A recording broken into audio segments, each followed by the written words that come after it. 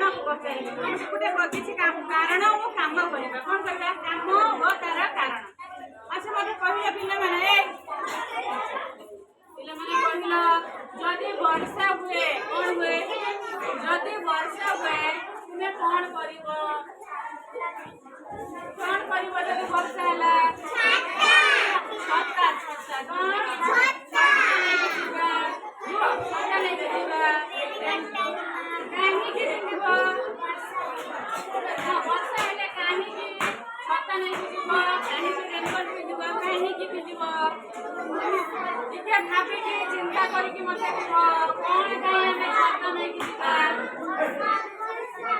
ହଁ ସେ ବର୍ଷା ହେଲେ ଛତାଟା କାହିଁକି ନେଇକି ଯିବ ଟିକେ ଭାବିକି କହିଲ ମୋତେ ଟିକେ ଭାବିକି କୁହ। ଫାଷ୍ଟ କଥା ହେଲା କ'ଣ ଆମେ ଯଦି ଛତା ନ ନେଇକି ଯିବା କ'ଣ ହେବା ଭିଜିଯିବା ଓଦା ହେଇଯିବା କ'ଣ ଯିବା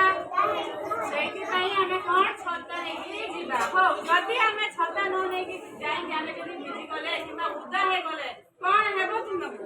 କ'ଣ ହେବ ଥଣ୍ଡା ହେବ ଜ୍ୱର ହେବ କାଶ ହେବ ବୁଝିଲ ନା। ଆଚ୍ଛା ବୁଝିପାରିଲ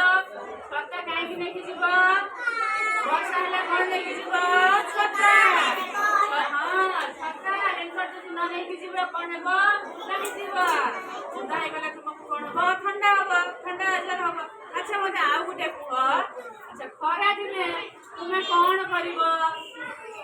ଖରାଦିନେ ତୁମେ କ'ଣ କରିବ ମୋତେ କୁହ ଖରାଦିନେ ତୁମେ କ'ଣ କରିବ ଖରାଦିନେ ଖରାରେ ଚାଲି ଚାଲିକି ଯିବ ଖାଲି ପାଦରେ ଯିବୁ ତ ପାଦ ଇଏ ଯିବନି ଗରମ ହେଇଯିବନି ଚପଲ ପିନ୍ଧିଯିବା କଳା ଚଷମା ପିନ୍ଧିବା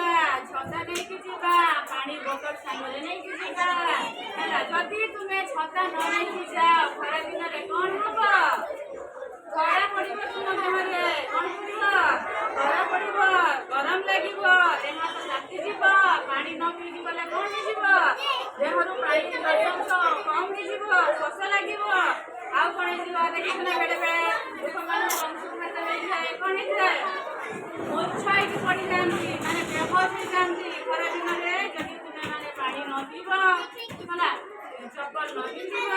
କଳା ଚଷମା ନ ଲଗାଇବ ଛତା ନ ନେଇକି ଯିବ କ'ଣ ମୂର୍ଚ୍ଛ ହେଇଯିବ କ'ଣ ହେଇଯିବ ମାନେ ବେହୋସ ହେଇଯିବ ବେହୋସ ହେଇଯିବ ସେନ୍ସଲେସ୍ ହେଇଯିବ ବୁଝିପାରିଲ ନା କାରଣ ବୁଝିପାରିଲ। ଏବେ ମୋତେ କୁହ ଖରା ଦିନରେ କ'ଣ କରିବ ଖରା ଦିନରେ କ'ଣ କରିବ ଖରା ଦିନରେ କ'ଣ କରିବ ଖରା ଦିନରେ କ'ଣ କରିବ ଭେରି ଗୁଡ୍ ଛତା ନେବା ହେଲା ଏସବୁ ଜିନିଷ କାହିଁକି ନେବୁ ଯଦି ନ ନେଲୁ କ'ଣ ହବ